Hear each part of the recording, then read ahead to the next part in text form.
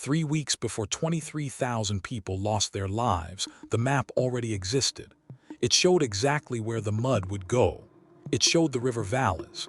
It showed one town in a flat basin at the foot of the Andes, marked in red, the highest risk zone. That town was Armero, Colombia. The map had been submitted to government authorities. It had been printed in the local newspaper. And on the night of November 13, 1985, local officials told the people of Armero, the people who had already evacuated, that it was safe to go back home. What happened in the next 90 minutes was not an act of nature. It was a decision. Nevado del Ruiz had been restless for over a year. By early 1985, volcanologists at INGEOMINAS, Colombia's geological survey, were monitoring elevated seismic tremors, new fumarolic vents, and a sulfur plume that had not been there before. In March of that year, a minor eruption generated a small lahar in the Azufrado River. No one died. Some officials treated that as evidence the danger had passed. The volcanologists treated it as a rehearsal. By July 1985, INGEOMINAS had issued a formal warning to Colombian civil defense authorities. A full eruption of Nevado del Ruiz carried the potential for catastrophic lahars, volcanic mudflows, large enough to destroy towns in the river valleys below. The Lagunillas River Valley led directly to Armero, 70 kilometers away. In September and October, a team of Colombian geologists, working alongside scientists from ETH Zurich and the UN Disaster Relief Organization, completed the volcanic hazard map. The science was meticulous. The map was unambiguous. On October 7, 1985, INGEOMINAS submitted it formally to civil defense. On October 22nd, the newspaper El Cronista published the map on its front page. In Armero, which sat inside the red zone, Armero, which had been built twice before on the deposits of previous lahars from the same volcano. The 1595 eruption had destroyed the original settlement on that exact site. The 1845 eruption had sent a lahar down the same Lagunillas Valley, claiming roughly 1,000 lives. In 1985, geologists found that the new deposits would rest directly on top of the 1845 layer. But that is not what makes this story remarkable. The map existed. The warnings had been issued. And on November 13, 1985, the chain of authority that should have acted on all of it collapsed, link by link, in the space of 4 hours. 3:06 p.m. on November 13th, a significant explosive eruption began. Ash began falling on towns near the volcano. By 2:00 p.m., the National Committee for Emergency Management had convened in Bogotá. Post-disaster documents from the Colombian Senate Review noted what was discussed in that room: the harvest season. Cotton was the primary crop in Armero. A previous false alarm evacuation had cost the farming community money. Officials were wary of another disruption. The committee took no decision to order evacuation. By 6:30 p.m., departmental civil defense officials in Tolima had issued a yellow alert. By 7:00 p.m., the local civil defense coordinator in Armero, a man named Jorge Luis Mir, upgraded that to a full red alert and ordered the town to evacuate. Residents began moving. Cars filled the roads. Families gathered children and walked uphill.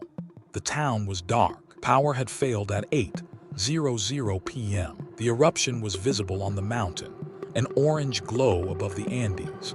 At 9:08 p.m., the main eruption of Nevado del Ruiz occurred. The eruption column rose 30 kilometers into the atmosphere. Pyroclastic material, superheated fragments of rock and ice, poured down the flanks of the volcano. Approximately 10% of the summit ice cap began to melt.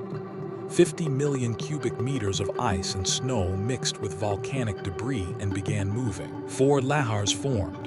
The largest entered the Lagunillas River. At 10:00 p.m., something happened that the volcanic hazard map could not account for. Radio Armero, reportedly under instruction from local civil defense officials, and with participation from local church authorities, broadcast a message across the town and the roads leading out of it. The danger had passed. Residents could return home. Roberto Cuervo Ramires, the director of civil defense for the Tolima department, is named in the Colombian Senate's post-disaster review as the official responsible for regional emergency coordination. The review documents a chain of confused authority, unclear chains of command, and critically, no real-time data link between the volcano's monitoring stations and the officials making decisions on the ground. No one in that chain knew what was already moving down the Lagunas River. And here is where the situation changed completely. Maria Eugenia Osorio, a school teacher from Armero, had already evacuated when the radio broadcast reached her. She had walked to higher ground when the red alert was declared at 7:00 p.m.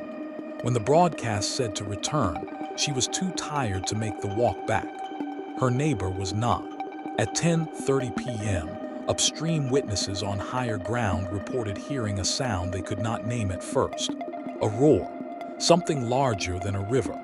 The Lagunas Lahar was traveling at 30 to 50 kilometers per hour through the canyon above Armero. Its volume at peak was estimated at 90 million cubic meters.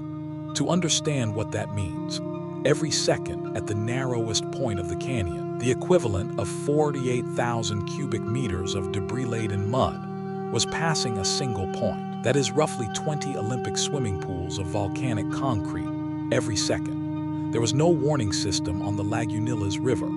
Post-disaster engineering reviews noted that even simple tripwire sensors would have provided 1 to 2 hours of actionable warning. None existed. At 11:30 p.m., the Lahar front reached Armero, moving at approximately 12 meters per second at the town's edge, 30 to 40 meters high in the canyon upstream, fanning out across the flat valley floor where the town sat.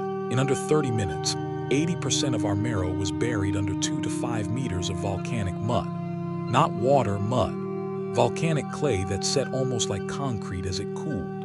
Of Armero's 28,700 residents, approximately 23,000 lost their lives that night. The town had been warned. The town had evacuated, and then it had been sent home. Among those still alive in the debris was Amara Sanchez Garzon, 13 years old. She was pinned beneath the collapsed arch of her family's doorway, submerged to her neck in Lahar water. Rescuers stayed with her. They could not free her without heavy equipment that did not arrive in time. She remained conscious for 60 hours. She asked rescuers why they hadn't taken her out. She said she wanted to go to school. She died at 9:00 a.m. on November 16th. Photographer Frank Fournier's image of her final hours, her face above dark water, a red bow in her hair, one World Press photo of the year in 1986. It is why the world still knows her name. It is why the world still knows Armero's. The Colombian Senate convened a review commission. International teams from the USGS and UNDRO submitted assessments. The findings were consistent across all of them. The hazard assessment had been accurate. The warnings had been issued. The chain of authority required to act on them had failed at every level: national, departmental, local. No criminal prosecutions resulted. Omar Dario Cardona, the Colombian engineer and risk researcher who became one of the foremost analysts of the disaster, spent years documenting what he called the normalization of warning. Officials had seen alerts before. They had seen false alarms. The economic cost of an unnecessary evacuation was visible and immediate. The cost of doing nothing was theoretical, right up until it wasn't. What changed? In 1986, directly in response to Armero, the United States Geological Survey established the Volcano Disaster Assistance Program, VDAP. Its mandate: rapid deployment of volcanological expertise to volcanic crises anywhere in the world, before governments had to ask twice. 6 years later, VDAP work at Mount Pinatubo in the Philippines, hazard maps, evacuation coordination. direct communication with civil authorities, is credited with saving an estimated 5,000 to 20,000 lives. The ghost of Armero was in every one of those decisions. In Colombia, Decree 919 of 1989 established the national system for disaster prevention and response. For the first time, the country had a legal framework with clear chains of authority, defined responsibilities, and a mandate to act on scientific warnings. Both laws exist because 23,000 people were told it was safe to go home. Maria Eugenia Osorio, the school teacher who survived because she was too tired to walk back, gave her account to the Red Cross in 1985. She said, "My neighbor went back. I was too tired to walk again, so I stayed on the hill. That is the only reason I am alive." The map had been right. The scientists had been right. Somewhere between the hazard map and the radio broadcast, the chain of authority that should have connected those two things simply stopped. That is the lesson Armero left the world. Not that volcanoes cannot be predicted, but that a warning without a functioning chain of command is silence. If you want to understand what happens when the engineering is perfect and the warnings are issued and the decisions still fail, the story of the Vajont Dam in northern Italy in 1963 is waiting for you.